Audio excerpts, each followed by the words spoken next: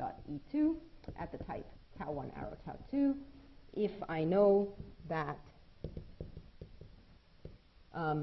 under the extended environment, E1 logically approximates E2 at the type tau2. So given this fact, you want to prove this fact. So how is this different from if you were just doing the lambda case as part of the fundamental property? Well, it's slightly more general, right? It's allowing the two sides to vary. Over there, you'd be proving lambda xe is related to lambda xe if E is related to E. And the proof, the work that you're doing is going to be pretty much identical. It's just that you carry around different terms on the two sides, and this allows you to then, it gives you a more general statement, which you can then use to prove the fundamental property, but more importantly, you need the further generalization when you get to the proof of soundness and completeness, because you need the two sides to be different there. Just take that in a nutshell, that's the reason. Yes? I've been waiting to try to phrase why is it complexity? Why aren't there two terms in the fundamental property? Why aren't there two terms in the fundamental property? Well, we want to know. So as I said, it's a form of consistency. So, okay. Let's look at what this is saying. This is saying if E is well typed, then it is related to itself. But this is a really powerful notion, this thing about related to itself. Let me explain why it's powerful. Because it says, if we look at the definition of this, that's down here, it says that you can run the same program twice, giving it related inputs, different inputs for the two sides. This is related to what Andrew was showing you with non-interference today too, right? Well, it's somewhat related. He hasn't quite phrased it that way yet, but maybe he'll get to it. So basically, this is also known as, by the way, we're doing system F. This is also known as parametricity, this fundamental property. Another name for it is parametricity in the presence of, in the setting of system F. Why is it parametricity? If people are familiar with the notion of parametricity or have heard anything about, about what it might mean, even vague statements, it will usually be stated as, yeah, parametricity is the property that you take related inputs to related outputs, which is kind of what I've been saying about logical relations, right?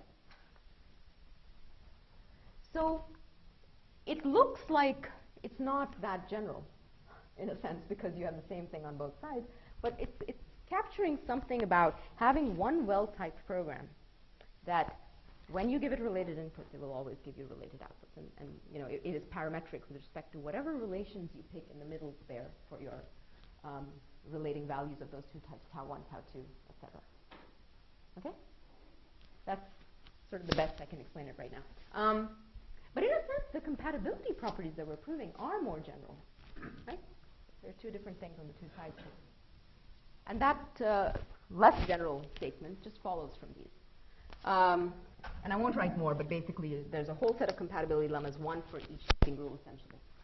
Okay, so once you've proved those, you want to prove this. You prove this by induction on this, and now every case just immediately falls out from the corresponding compatibility lemma. So it's trivial once you've proved the compatibility lemmas. And then you go and prove soundness. How much time do I have? I'm going to go for a bit. Okay, so you prove soundness. In order to prove soundness, you need one little bit of extra machinery. You essentially define this notion of a context being related to itself, or when are two contexts logically related. So we simply say that a context C1 is logically related, or logically approximates a context C2. Oh, I shouldn't be writing it that way. C1, C2 has type, the whole is delta gamma tau, type of the result is delta prime, gamma prime, tau prime. So this context, both of these contexts are well typed, they have the same type, same whole type and same result type.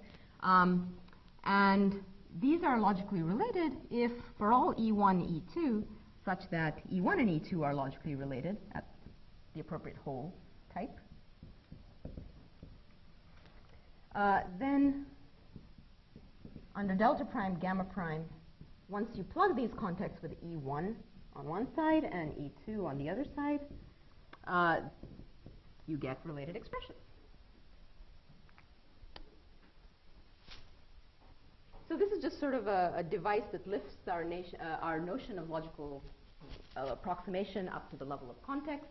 Then what we do is we essentially prove a fundamental property of sorts for context, which says that if any context is well typed, then it's related to itself. And using that, we sort of immediately get something. And all of this then keeps using the compatibility lemmas that we've already proved. All right? So if you want to see the details, look at that tech report that I mentioned. Okay? 2006 tech report. It has all of the details spelled out about how you structure these proofs. Okay, let's talk about completeness and why we would even want it. Okay, why would we want completeness? I think I said something about this yesterday. Why do you think you might want a theorem like completeness of the logical relation to hold? Show that two different terms are really different? No, wait, it's saying that if they're contextually equivalent, then they're in the relation? I didn't understand what you mean.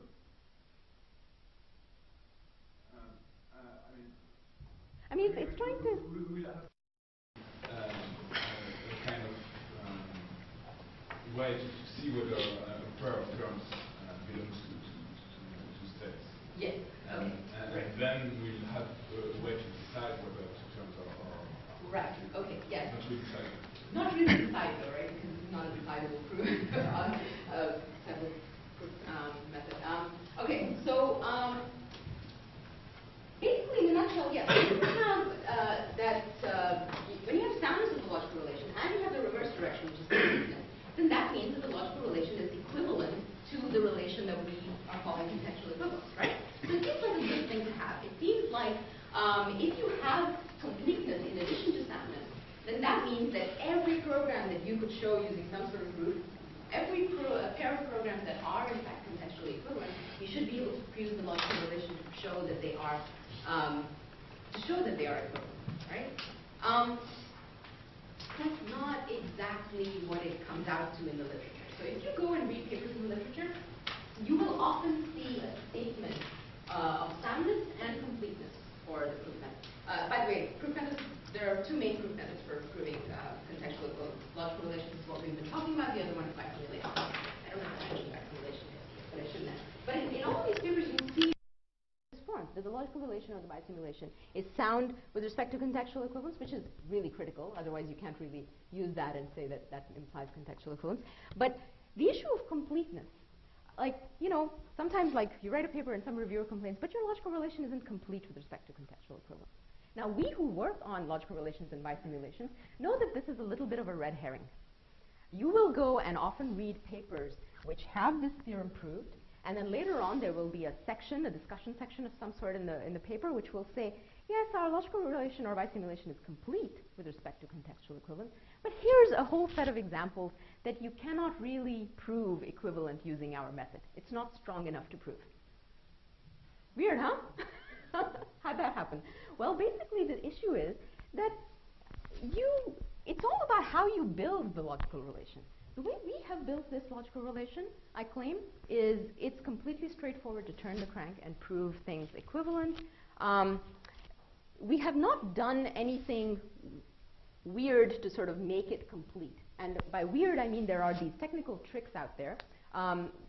The most prominent one that you will hear about is biorthogonality or top-top closure, which is essentially a way of taking a restricted form of contextual equivalence and building it into the definition of your logical relation at the appropriate spots so that your logical relation essentially becomes complete and this theorem goes through. Now, but what that means is that since in certain spots you have built in contextual equivalence into your proof method, now when you go to use that proof method, for the simple proofs that you could do before, they're still fine. But for the proofs for which this logical relation didn't really give you a nice proof method before, it will now still not give you a nice proof method because it's essentially saying, hey, now you're on your own, go fall out to the definition of contextual equivalence and use that to prove it. So, it's not the goodness of a logical relation or bisimulation. You know, how many examples and classes of things, classes of programs that can show it can be used to show equivalence, is something that we sort of you know, in the literature, there are papers which say, hey, we can handle this example. We can handle those examples that that guy couldn't handle. Oh, we can handle those examples that they couldn't handle. You know, it's just like a succession of papers building richer and richer proof methods, right? And especially when it comes to state, we are still sort of, in some sense, working on this. Okay, that's the thing to remember for completeness. And one other thing I'll mention, because you need to know it. You don't prove contextual equivalence implies logical relatedness directly. You go through another notion of equivalence called CIU equivalence. Okay, so if two things are contextually equivalent, you show that they are CIU equivalent, and then from there you show that they are logically related. CIU equivalence, all it does is, this definition talks about all contexts. This definition makes your life slightly easier by only talking about evaluation contexts, which are a subset of all general contexts. Okay? And then your life is a little bit easier and you can go there. And if you want to see the details of that spelled out, you can look at that tech report that I mentioned, or you can look at Andrew Pitts' chapter in ATAPL, because he also uses CIU equivalence, which is a notion due to Mason and Talcott back in 94 or 91. But anyway, the details of that are in Andy Pitts' chapter.